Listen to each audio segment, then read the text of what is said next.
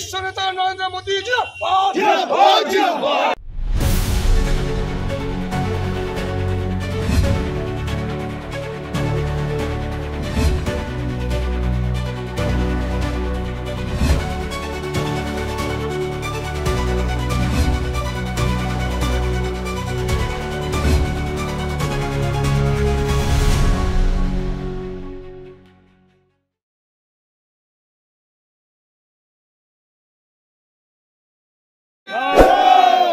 সমবায় বাঁচাও, তৃণমূল হারাও, সমবায় বাঁচাও, সমবায় বাঁচাও। শিমুলিয়া অঞ্চলের অন্তর্গত ঝুনহন্ড সমবায় সমিতির উন্নয়নে সমিতির ভোটে ভারতীয় জনতা পার্টির পক্ষ থেকে আমরা প্রতিদ্বন্দ্বিতা করেছিলাম। সেখানে আমাদের 12 জন প্রার্থীর মধ্যে 9 জন জিতেছে এবং 3 জন হেরেছে।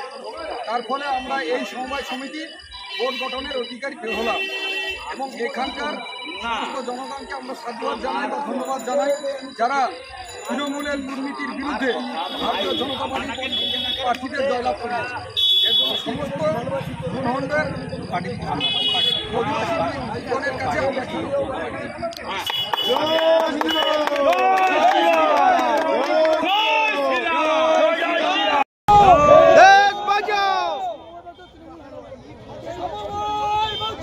তৃণমূল হাটাও,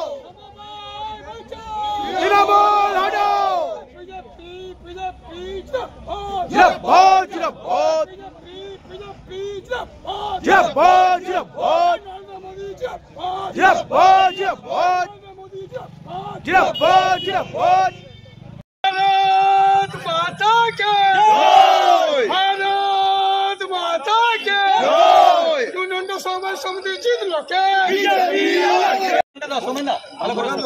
भारत माता के भारत माता के ঝুনহন্ড সমবায় সমিতি জিতলো কে?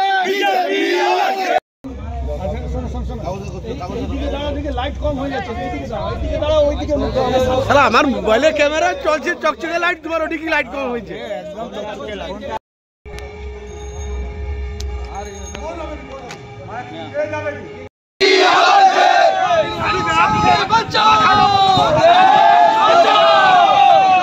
বাবু সোনা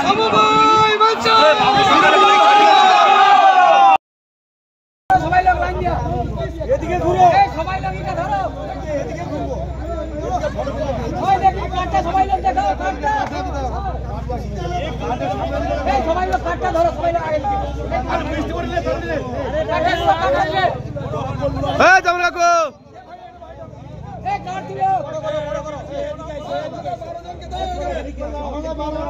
সামনে দাও, সামনে দাও, 12 জন আর করে শক্তি বাবু দাও, এই শক্তি আগে দিকে দাও, শক্তি পড়ে কোথায় গেল, কেন বলি আর উপর দিকে তুলো, কার উপর জিতলো কে? বিজেপি আমাকে। ঝুনহন্ড সমিতি ভোটে বিপুল ভোটে জিতলো কে? বিজেপি আমাকে।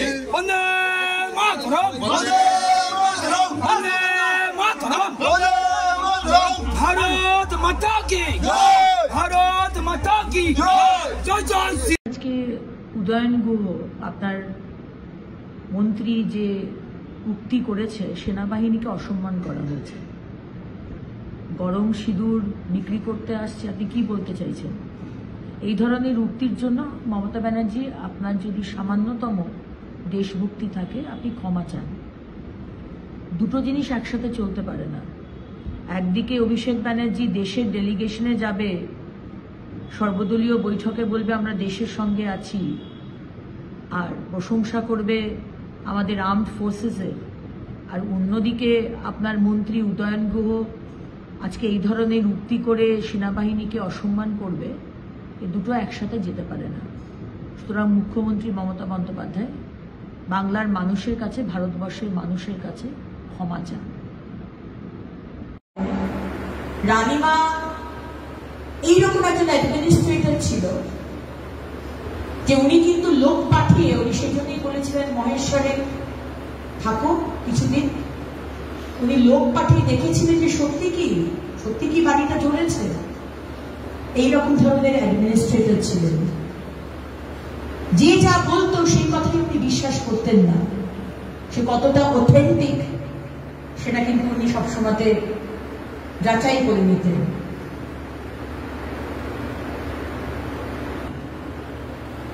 তার হোলকার রাজ্যের মধ্যে দিয়ে যায় এবং নর্মদা নদীর পাশে তিনি তার বাড়ি করেছিলেন এবং বাড়িটি এত সামান্য একটি বাড়ি যে সেখানকার এখনকার একজন মানে আমাদের ইন্ডিপেন্ডেন্ট ভারতে, আমি নামটা মনে করতে পারছি না, গভর্নর গিয়েছিলেন, সেই বাড়িটি এখনো আছে। গভর্নর বলেছিলেন যে একজন লোকমাতা রানী অহল্যাবাই হোলকার, রানীমা, সেই সময়কার 16 কোটি টাকা ভগবানকে দান করেছিলেন। সেই সময়কার, আজকের দিনে কোটি টাকা ভেবে দেখুন, 300 বছর আগেকার 16 কোটি টাকা। সেই লোকমাতার বাড়ি যদি কেউ দেখেন, সে গভর্নর সাহেব বলেছিলেন যে আজকের পলিটিশিয়ানদের দেখা দরকার, যে মানুষ কিভাবে থাকতে হয়, কতটা সিম্পল লিভিং একটা মানুষ থাকতে পারে, সেটা ওনার বাড়ি দেখে বলেছিলেন।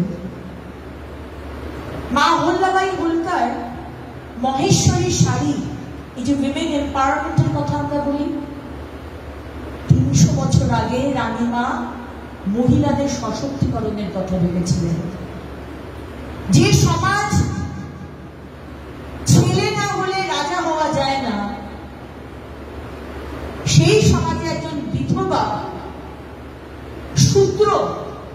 শূদ্র কমিউনিটি থেকে উঠে আসা, রাজ পরিবারে বিয়ে হয়ে তার নিজের ক্যাপাবিলিটি দিয়ে কিভাবে সাম্রাজ্য সামলাতে হয়, তার নিজের যোগ্যতা দিয়ে কিভাবে গ্লাস সিলিং ভাঙতে হয়, রানীমা দেখিয়ে দিয়েছিলেন।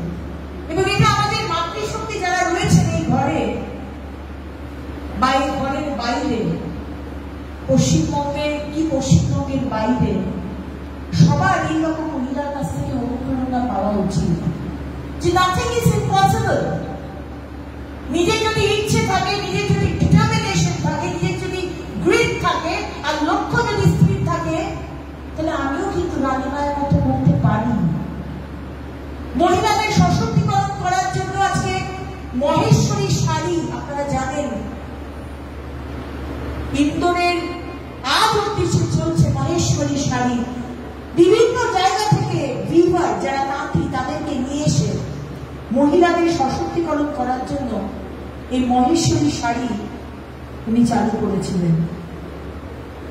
আজকে জায়গায় জায়গায় যে পথচারীরা যাচ্ছেন, ট্রাভেলার, 300 বছর আগে লাইট নেই, রাস্তা নেই, সেখানে উনি কলকাতা থেকে কাশী রাস্তা বানিয়েছিলেন, ভাবতে পারেন। জায়গায় জায়গায় যাতে ট্রাভেলার, যারা ট্রাভেল করছে, তাদের যাতে অসুবিধা না হয়, তাদের জন্য থাকার ব্যবস্থা করেছেন। এবং এখনো বিভিন্ন জায়গায় তার যে অতিথিশালা, আজ অব্দি কিন্তু সেটা চালাচ্ছে। রানীমায়ের যে ট্রাস্ট, সেই ট্রাস্ট এখনো চালাচ্ছে। বিভিন্ন মন্দিরের সাথে সাথে তার ঘাট, সেগুলোকে ঠিক করা, কুয়ো তৈরি করা, মন্দির তো আছেই।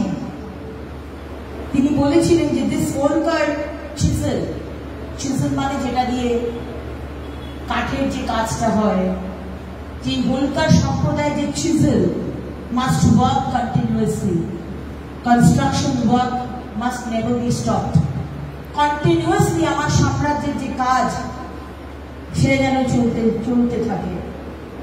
আজকে এগ্রিকালচার নিয়েও তিনি করাপশন, দুর্নীতি, সেই সময় দাঁড়িয়ে উনি বলেছিলেন যে কোন রকম করাপশন আমি টলারেট করব না। এবং একটি কাজ একজনকে দেওয়া হয়েছিল, কনস্ট্রাকশনের কাজ, নাসিকে। উনি যখন জানতে পারেন যে আননেসেসারি ডিলে করা হচ্ছে এবং সেখানে কিছু করাপশন হচ্ছে, লোকটিকে বার করে দিয়েছিলেন। এবং নিজে চোখে সবকিছু দেখতেন। তিনি হঠাৎ করে তার কাছে খবর এলো যে রাম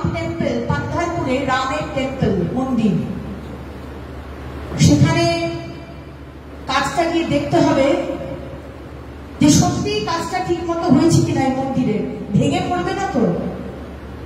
তখন একটি হাতিকে সেই মন্দিরের ছাদে উনি তুলেছিলেন, ওই মন্দিরের যে কনস্ট্রাকশনের মানে পাওয়ারটা, স্ট্রেংথটা ঠিক মতো আছে কিনা সেটা দেখার জন্য। আজকে যারা তীর্থযাত্রী তাদেরকে বিনামূল্যে খাওয়া দাওয়া দিতেন, দুধ দেওয়া হতো, এবং সেই সময় দাঁড়িয়ে যেটা বললাম যে ছেলে ছাড়া, রাজবংশ ছাড়া কেউ যেখানে রানী হতে পারে না বা রাজ্যের রেঞ্জ হাতে নিতে পারে না, সেইখানে উনি দেখিয়ে দিয়েছিলেন যে নিজের ক্যাপাবিলিটি দিয়ে কিভাবে একটা সাম্রাজ্যকে সামলানো যায়। এই এগ্রিকালচারের যে ব্যাপারটা বলছিলাম, যে সেই সময় দাঁড়িয়ে নর্মদার জল এমন ভাবে উনি হ্যান্ডেল করেছিলেন। আজকে দেখুন কত জায়গাতে আমাদের এখানে প্রতি বছর দেখতে পাচ্ছি সুন্দরবনে বন্যা হচ্ছে। আমাদের মুখ্যমন্ত্রী এত ব্যর্থ একজন মুখ্যমন্ত্রী, 2025 এসেও সবকিছু ইনফ্রাস্ট্রাকচার থাকা সত্ত্বেও মানুষের জন্য আজকে কোনো ড্যাম বা এম্বাঙ্কমেন্ট উনি